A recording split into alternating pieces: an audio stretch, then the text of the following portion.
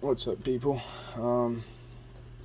Today I kind of struggled a little bit to figure out what video I wanted to make, but I was a little late on uploading for the past few days, so I figured I'd go ahead and make a back-to-back upload. Try and cover for myself. So, the mystery knife. I posted a video about 2 weeks ago on me getting a mystery knife and what I was trading my ELB Pro Flipper for, and this was it, the JK Orca. This is number 103. Funny enough, that actually used to be my old school bus number. So I just thought I'd post something hopefully quick. I try and make them quick, but I'm pretty good at rambling. Quick little overview on this knife and my experiences with it so far. I made an initial video, but it was 20 minutes long, and it was me repeating myself saying how amazing the knife was, because I was in the glory stages of this knife's amazing, nothing compares. Now that I've had it for a couple weeks now, I've cooled down a little bit, and I can make a clear assumption on the knife. And to be honest, if you can get the knife cheaper than $1,500, it's worth every penny. I mean, $1,500 is what they're going for around that price point on the secondhand market, and I feel like that price point is more collector. That's more of a collector's status than anything. Does this knife flip great? Yes. Is there really any cons to this knife? Not really. A few, but we'll get into that. So, but is it $1,500 worth? No, because JK doesn't even sell it for that. I think it's $1,200 for him, or yeah, $1,250, something like that is what he sells his for. So when you get to $1,500, you're really getting into collector territory. At least that's how I feel. There's so many other flippers out there for less than that do flip relatively similar to this. I won't say they flip exactly the same, just because there is a difference. But let's go ahead and get into the balance on this thing real quick. The balance, it's a little handle biased just slightly. So you're looking at right about here is where the sweet spot. So slightly handle biased, which most people do prefer. The blade shape, if you've seen Only Knives, you know what he did to his Orca. So with that being said, I don't disagree with what he did, because it's his knife. You do whatever you want with it. But at the same time, it does really showcase what these things can stand up to. The tip, right? The tip is, this knife flows quite well, right? And this knife has a pretty robust tip. This isn't like your Monarch tip, where it's pretty aggressive. It's super aggressive, and you can tip it relatively easy or roll it, right?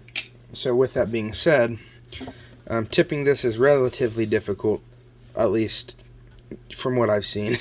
I haven't tipped mine.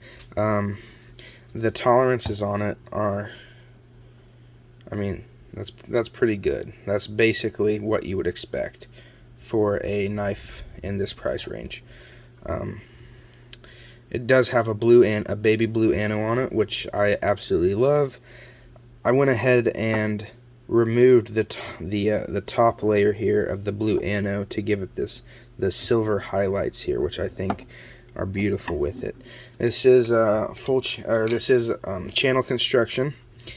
It is speed channel, so it does have the CNC milled out slots here, which is absolutely lovely. The one thing I don't like about this knife, and this is the same thing with the Monarch, if you saw the video today, you probably know what I'm going to point out, and it's the lack of texturing on these sides here.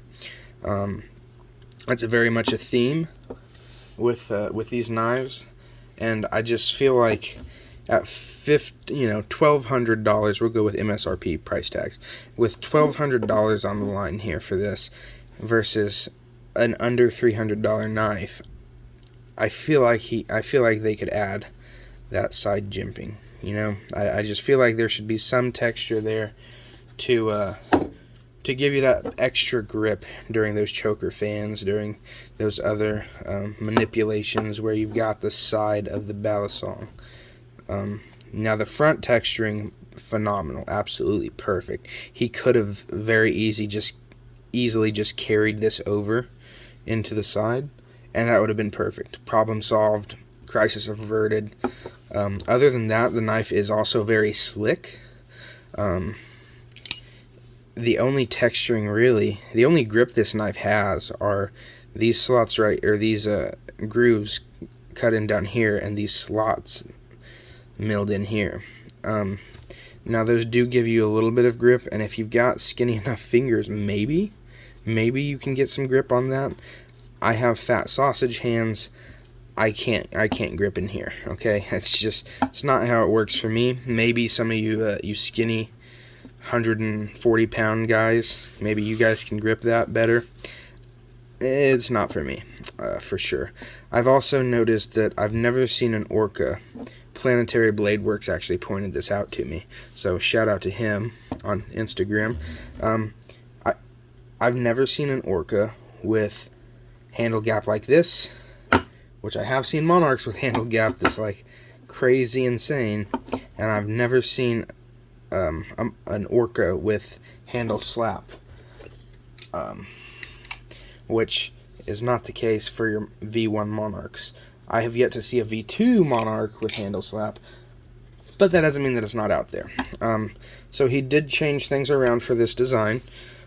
Supposedly the angle is different, which I'm not going to sit here and measure, but it does look different completely. So I would say that it is definitely different, considering it is the opposite of what the Monarch looks like. It looks like it's been flipped, the way that pinsless design is set up.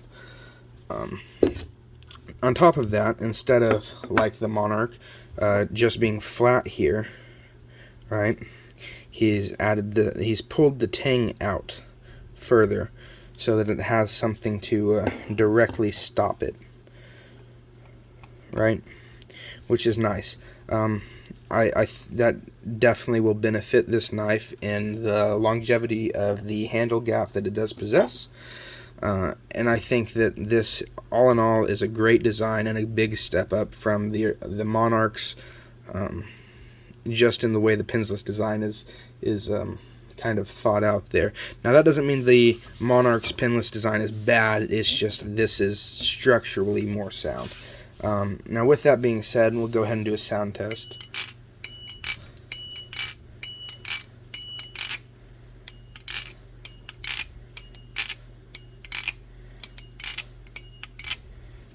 So, sounds pretty good. Pretty ringy. Pretty dingy. I love the sound of it. I love the feel of it. It flips beautifully. As with the Monarch, it's got, slightly chamfered edges here, so whenever you're hitting your finger fat, it doesn't dig in or, give you that sharp stabbing like effect, that's lovely. That's a beautiful thing for sure. Also, like on the Monarch, he has taken the time to mill out right here and give the Orca extra clearance room in the channel. Not that it really needs it, considering the level of play this thing has is pretty ridiculous. I guess we can do a tap test. Not like it's going to have any, considering how much room it does have in here because of that extra step that he went ahead and took, combined with the good tolerances that the knife has already. Hardware, of course, you only have your 2 screws. Absolutely lovely. You don't have to take anything more than that apart. And the less screws the better, because you're not losing them. So I love that. These screws have not stripped on me yet, which is that's always a plus. And never want your screws stripped. Other than that, man, I mean, this thing's beautiful for the choker fans. Even though it doesn't have that grip on the side, once you get used to it, it's really not that much of a problem. It is very slippery, so I personally don't really flip it over concrete just because it is slippery. Something that like a squiggle rep or something that's got that little texture, I don't have a problem holding on to that. Or even my Cerrone, it's got those grooves milled in there, very much textured here, which I don't really worry about it slipping or falling like I do this one. With that being said, I have dropped it on, the ground, my floor. And when I say the ground, I mean, well, I dropped it on gravel at one point, unfortunately, and it fell out of my pocket. No damage. I mean, it held up perfectly fine to the rocks that it landed on, which is great. I mean, that's a kind of a testament to the titanium, because the knife was in the closed position, and the titanium didn't chip, it didn't mushroom out or anything, didn't really deform, which is absolutely lovely. That's what you want to see in a knife that's, it comes with this price tag and the amount of hype behind it. It's so smooth, right? Like, it's absolutely ridiculously smooth. It's a joy to flip. So overall, I would 100% say, if you can get one, go ahead and get one. I mean, if you can afford it, and we're not going to talk about justifications on the price tag, because if you can't justify the price tag, then you can't justify the price tag. But if you're someone who is thinking, I'm into ballad songs, I want an Orca, but I don't know for sure if I want to pay that, if you can afford it and you're willing to do so, go for it.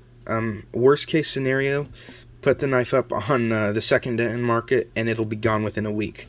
I mean, these things don't last that long. Again, shout out to Planetary Blade Works, because his has been up for about a week. But his is a hand ground, and it's much more expensive than this.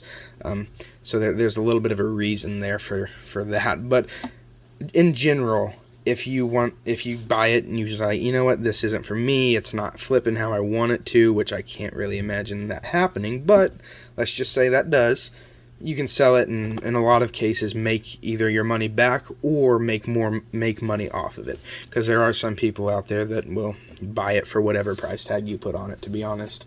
Another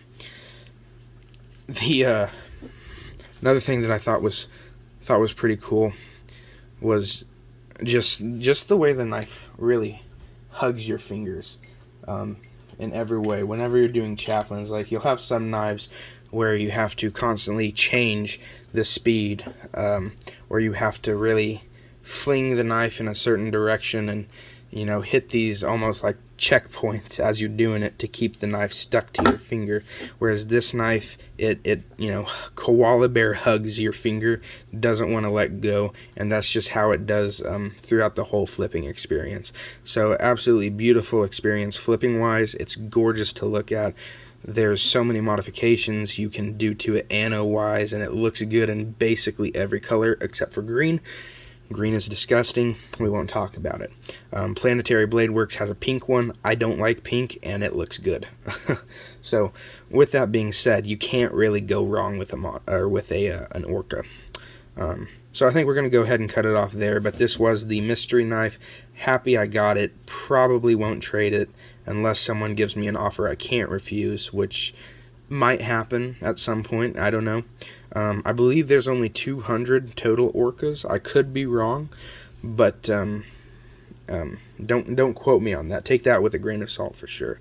But overall, the fit and finish is beautiful. The tune, wonderful. The durability, absolutely held up to my standards. So if you can get one, you have the opportunity to go ahead and do it. You have that safety net of I can sell it and get my money back or trade it for something else. So you do have that safety net, so there's really not too much risk involved with picking one of these up. With that being said, I'm going to go ahead and cut this off at about 15. and probably film another one, to be honest. I'll talk to y'all later.